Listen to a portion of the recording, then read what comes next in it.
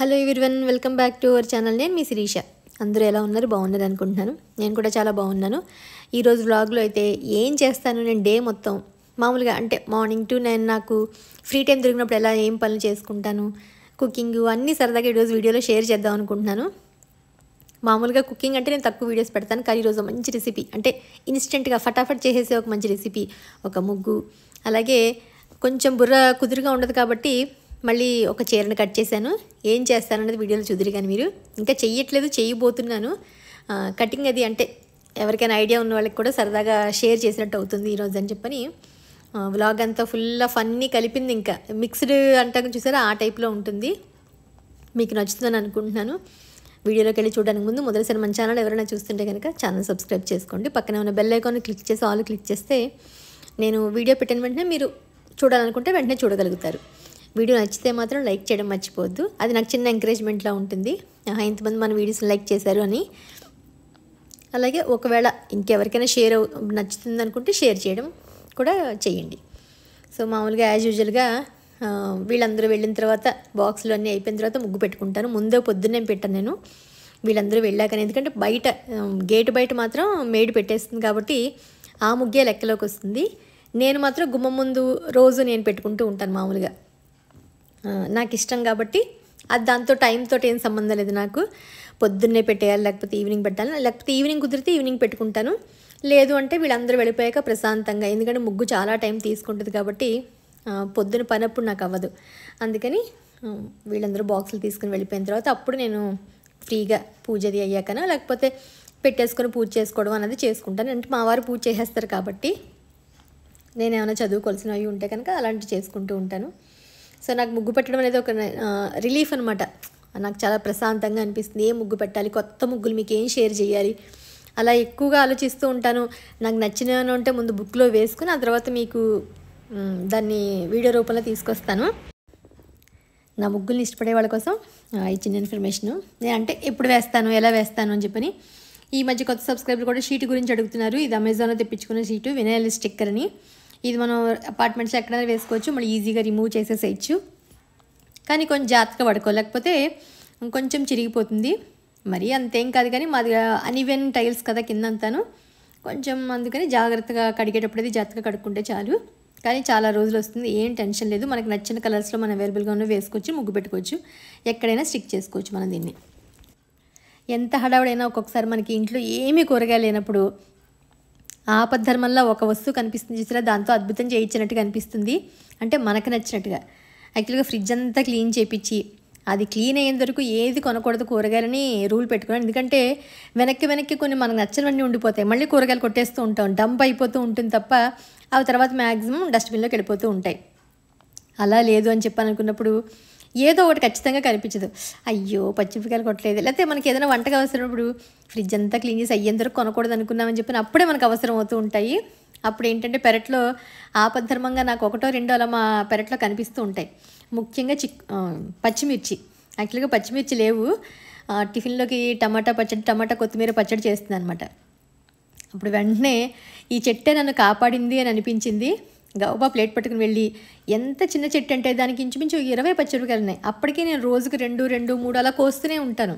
ఆ 2 ఏం వీడియో తీస్తానని నేను అనుకున్నాను, కానీ ఇంత బుజ్జి చెట్టు ఇంత బాగా కాస్తుంది. అందులో కొంచెం స్పైసీవేవి సన్నగా ఉన్నాయి, కానీ నేను ఒక 15 కాయలు ఎంతో కోసాను.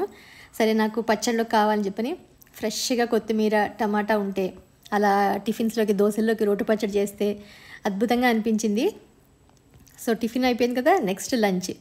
యాక్చువల్గా నా దగ్గర ఏమీ కూరగాయలు లేవు, ఒక ఉల్లిపాయలును మటర్ ఉన్నాయి అంతే. అప్పుడు మటర్ మీకు గుర్తుందో లేదో, నేను బయటికి వెళ్ళినప్పుడు రోడ్డు సైడ్ తీసుకున్నాను కదా, అవి ఒక్కటే కనిపించాయి. అంటే అవి చెప్పాను కదా లాస్ట్కి ఉండిపోయాయి. ఇంకా ఏం వండాలో తెలియనప్పుడు అవి కనిపించాయి నాకు.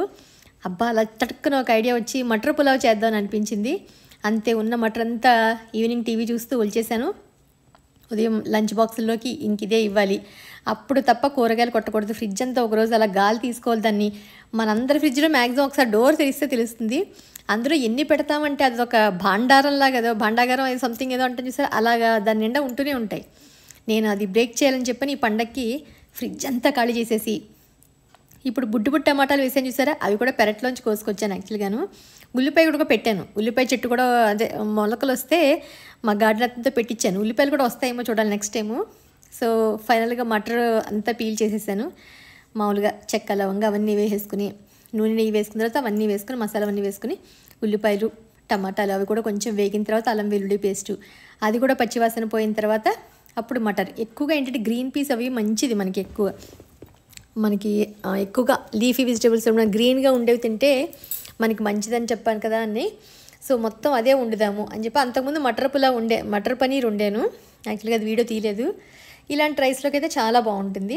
ఆ తర్వాత బాస్మతి రైస్ కూడా కడిగి ఒక హాఫ్ అన్ అవర్ నానబెట్టుకున్న తర్వాత దాన్ని కూడా 1-2 గ్లాసులు నీళ్ళు పోస్తాను నేను. 1.5 పోయను, మరీ గట్టిగా ఉంటే తినలేం కదా అని 1-2 కొంచెం తగ్గించి 1.30 అలా పోస్తాను. సరిపడా ఉప్పు వేసేసి కొంచెం వేసుకుంటే మనం పౌడర్ ఉంటాయి కదా గరం మసాలా పౌడర్ అవి ఏమన్నా ఉంటే స్పైసీని బట్టి మీరు వేసుకోవచ్చు. ఒక 2 విజిల్స్ చాలు అంతే. అలాగే చెప్పానుగా ఓన్లీ ఉల్లిపాయలు మాత్రమే ఉన్నాయి నా దగ్గరని. ఒక 2 ఉల్లిపాయలు తీసుకుని వాటిని చాపర్లో వేసి మెత్తగా సన్నగా, అసలు నాకు ఎక్కువ సన్నగా ఉంటేనే ఇష్టం. అప్పుడు చక్కగా మనం రైతా కలుపుకున్నప్పుడు చాలా బాగుంటుంది. అవి కూడా మంచిగా సన్నగా తరిగేసిన తర్వాత ఒక బౌల్లో అదే బౌల్లోకి బ్లేడ్ తీసేసి మళ్ళీ ఇంకో బౌల్ ఎందుకని చెప్పని అందులోనే కొంచెం ఉప్పు, మంచిగా గడ్డ పెరుగు ఉంది అది వేసి, పెరట్లో కొత్తిమీర ఎప్పుడో వేసింది అలా 4 ఆకులు కనిపించాయి. వాటిని కూడా తీసుకొచ్చి కడిగి కొత్తిమీర కూడా వేసాను. యాక్చువల్గా చెప్పాను అసలు ఏమీ లేవు ఇంట్లోనూ, అయినా కూడా అబ్బాయి ఇంట్లో అందరూ ఇష్టంగా తినేటట్టుగా ఒక రెసిపీ చేశాను అని అనిపించింది. ఎందుకంటే రైస్ వండితే ఓన్లీ మటర్తో మనం ఏమీ కూర చేసినా అంత టేస్టీగా ఉండదు. ఉల్లిపాయలు కూడా ఎక్కువ లేవు, ఒక 4 ఉన్నాయి ఇంత గట్టిగాను. మిర్చి కూడా లేవు కదా అని చెప్పని మిర్చి టమాటా ఇవన్నీ అన్నీ తీసుకొచ్చి మొత్తానికి ఏదో ఒక రెసిపీ అయితే చేశాను అనిపించింది. అంటే అలాంటప్పుడు మనం కొంచెం తెలివిగా ఇలా వాడుకుంటే బాగుంటుందని అనిపించింది. నాకు సాటిస్ఫాక్షన్గా అనిపించింది నేను చేసింది. సో నెక్స్ట్ టైం మళ్ళీ ఫ్రిడ్జ్ అంతా క్లీన్ అయిపోయిన తర్వాత మళ్ళీ అప్పుడు కూరగాయలన్నీ కొట్టుకున్నాను మెల్లగాను. సో అందుకని ఆ రెసిపీని మీకు సరదాగా షేర్ చేద్దామని అనిపించి చేశాను. మీరు కూడా అప్పుడప్పుడు ఫ్రిడ్జ్ని ఇలాగే క్లీన్ చేసేసి ఒక రోజంతా రెస్ట్ తీసుకుని అలా సింపుల్గా తినేనా పర్వాలేదు, కానీ గ్యాప్ ఇవ్వాలి అని అనుకుంటారా అంటే మాత్రం తప్పకుండా నా కామెంట్ సెక్షన్లో తెలియచేయండి. సో రైతా రెడీ అయిపోయింది, అలాగే పులావ్ రెడీ అయిపోయింది. మటర్ పులావ్ మీ అందరికీ కూడా మటర్ పులావ్ ఫేవరెట్ అయితే కనుక అది కూడా చెప్పండి నాకు. ఇదే స్టైల్లో చేస్తారా ఇంకేదైనా స్టైల్లో చేస్తారా అనేది కూడా చెప్పండి. అలా వేడివేడిగా ఇలాంటి చలికాలంలో ఏంటంటే అలా వేడిగా ఏదైనా తింటే అంటే అప్పటికప్పుడు చేసుకుని, యాక్చువల్గా మనకు బాక్సులు ఇచ్చేవాళ్ళకైతే అంత వేడిగా తినే అదృష్టం ఉండదు. పొద్దున వాళ్ళకి చేసిందే మనం అప్పుడు మళ్ళీ తినలేకపోతే కొంచెం వేడి చేసుకునేనా మనం తింటాం అంతే. సో ఫైనల్గా అయితే మటర్ పులావ్ రెడీ అయిపోయింది. మంచి వెల్లుల్లితో చక్కగా వచ్చింది. మీకు తినాలనిపిస్తుంది కదా వీడియో చూస్తేను.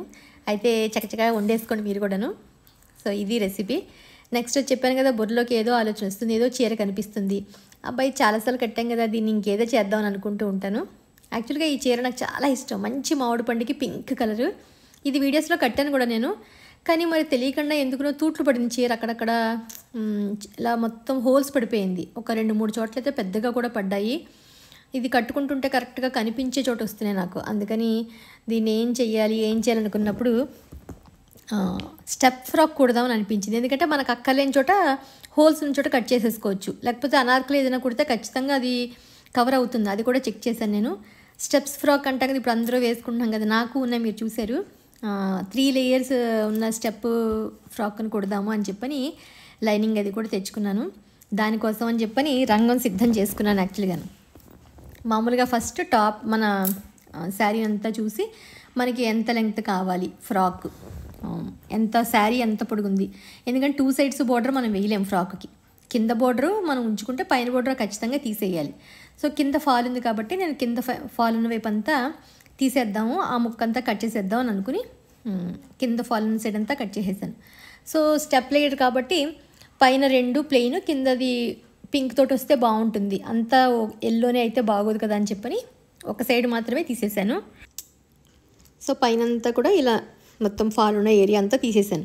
యాక్చువల్గా కట్ చేయాలని లేదు, అంత ఇష్టంగా నాకు ఇది కట్టుకుంటే కూడా ఏంటో ఫేస్ మంచి గ్లోగా ఉన్నట్టు ఉంటుంది. ఎల్లో కదా బాగుంటుంది ఎల్లో మనకి, కానీ చెప్పాను కదా ఇంక మనం ఏం చేయలేం. సో మిగిలిన క్లాత్లోంచి నా దగ్గర ఒక ఆదిది లాంగ్ ఫ్రాక్ ఉంటే దానికి తగ్గట్టుగా టాప్కి ఎంత కావాలి అన్నది చూసుకుని నేను కొలుచుకుంటున్నాను. అంటే టాప్ మనకి ఎంత ఉంది లెంగ్త్, సో దానికి తగ్గట్టుగా ఒక 2 ఇంచెస్ ఎక్స్ట్రా తీసుకోవాలి మనం. ఎందుకంటే ఖర్చులు ఉంటాయి కాబట్టి పైన కింద. సో దానికి 2 ఇంచెస్ ఎక్స్ట్రా తీసుకుని అక్కడికి ఫోల్డ్ చేసి ఒకటే తీసుకుంటే చీర పన్నా పొడుగు కాబట్టి మనకి ఫ్రంట్ బ్యాక్ కూడా వచ్చేస్తుంది. మనకి మళ్ళీ విడిగా అంటూ ఏం తీయనవసరం లేదు. మనం ఒక పొడుగు తీస్తే సరిపోతుంది. పింక్ కలర్ ఉన్నాయి కాబట్టి కొంచెం హ్యాండ్స్కి మనం పింక్ ఏదైనా వేసుకున్నా కూడా బాగుంటుంది. సో నేను ఆ రకంగానే ఇంచుమించు ఒక 1/2 మీటర్ అనుకోండి అలా కట్ చేసి పక్కన పెట్టుకున్నాను యాక్చువల్గాను. నెక్స్ట్ దాన్ని అంతా కూడా మనం ఫోల్డ్ చేసేసుకోవాలి. ఎన్ని ఫోల్డ్స్ అంటే ఫస్ట్ ఒక 2, ఆ తర్వాత 4, ఆ తర్వాత 8, అంటే 3 సార్లు మనం ఫోల్డ్ చేసుకోవాలి. చీర మనం ఎలా మడత పెడతాం అంతే సేమ్ అలాగే మడత పెట్టేసుకోవాలి. ఇందాక 2 వేసాను, ఇప్పుడు 4 వేసాను. మళ్ళీ ఇప్పుడు దాన్ని మళ్ళీ మధ్యలోకి మడత పెడతాను.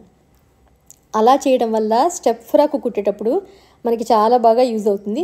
కావాలంటే మీరు ఇంకోటి కూడా వేసుకోవచ్చు. మీరు అంటే కటింగ్ చేసేటప్పుడు మనకి ఇంకా అది ఈజీ అవుతుంది అంతేను. దాన్ని బట్టి మనం చూసుకుని ఇంకొక ఫోల్డ్ కూడా వేసేసుకుంటే మొత్తం 16 లేయర్లు వస్తాయి ఇప్పుడు మనకి. సో ఈ 16 లేయర్లు కట్ చేసుకోవడం మనకి ఈజీ యాక్చువల్గా. 3 లేయర్ల కింద అంటే ఫస్ట్ పైన ప్లెయిన్, సెకండ్ది ప్లెయిన్, థర్డ్ వన్ ఏమో విత్ బార్డర్ తోటి వస్తుంది. మన లెంగ్త్కి తగ్గట్టుగా మనకి టాప్ లెంగ్త్ అంటే మనకి పైన ఉండే టాప్ తీసేసి కింద మనకి ఎంత పొడుగు కావాలి, ఫ్లోర్ లెంగ్త్ కావాలా, 3/4 లెంగ్త్ కావాలని చూసుకుని దాన్ని 3 పార్ట్స్ చేసుకోండి మీరు. లేదు ఇంకా తగ్గించేసుకోవాలంటే పైన సైడ్ తగ్గించేసుకోవచ్చు. ఎక్స్ట్రా ఉంటే కట్ చేసేసుకోవచ్చు మనం. పోనీ హ్యాండ్స్కి ఏదైనా వస్తుంది. నాకేంటంటే ఫ్లోర్ లెంగ్త్ కావాలి అని చెప్పని నాది హైట్ నేను వేస్ట్ నుంచి చూసుకుని కింద వరకు ఎంత ఉందో చూసుకుని దాన్ని 3 పార్ట్స్ కింద సమానంగా కట్ చేసుకుంటున్నాను. ఇక్కడ వరకు అంతా ఈజీగానే ఉంటుంది ప్రాసెస్ అంతాను. ఇది స్టెప్ ఫ్రాక్ కాబట్టి ఎక్కువ ఇప్పుడంతా ఓపెన్ చేస్తాం కదా మనం, చేసేసరికి ఒక 3 మీటర్లు. ఇప్పుడు శారీ 5.5 మీటర్స్, నేను 1/2 మీటర్ తీసాను అంటే 5 మీటర్స్ మనకు అలాగే ఉంది శారీ అంతాను. సో ఇదొక 5 మీటర్స్, నెక్స్ట్ ఇదొక 5 మీటర్స్, థర్డ్ ఒక 5 మీటర్స్ వస్తుంది. స్టెప్ ఫ్రాక్లో ఏంటంటే పైది సపోజ్ 1/2 మీటర్ ఉందనుకోండి, నెక్స్ట్ది 1 మీటర్ ఎబో ఉండాలి, ఎందుకంటే పెరగాలి స్టెప్. థర్డ్ది 2 మీటర్స్ ఉండాలి, అంటే ఫస్ట్ దానికన్నా సెకండ్ది ఎక్కువ ఉండాలి, సెకండ్ దానికన్నా థర్డ్ ఎక్కువ ఉండాలి. అలా మనం చూసుకోవాలి. ఇప్పుడు అన్నీ ఈక్వల్గా ఉంటాయి యాక్చువల్గా, ఎందుకంటే నేను 3 పార్ట్స్ కింద కట్ చేశాను కాబట్టి. అప్పుడు మనం చూసుకుని ఫస్ట్ 5 మీటర్స్, 5 15 అయ్యింది. సో 15 అంటే లాస్ట్ది 15 అట్టు పెట్టిన తర్వాత 10 మీటర్స్, తర్వాత 5 మీటర్స్ అలా మనం క్యాలిక్యులేట్ చేసుకోవాలి.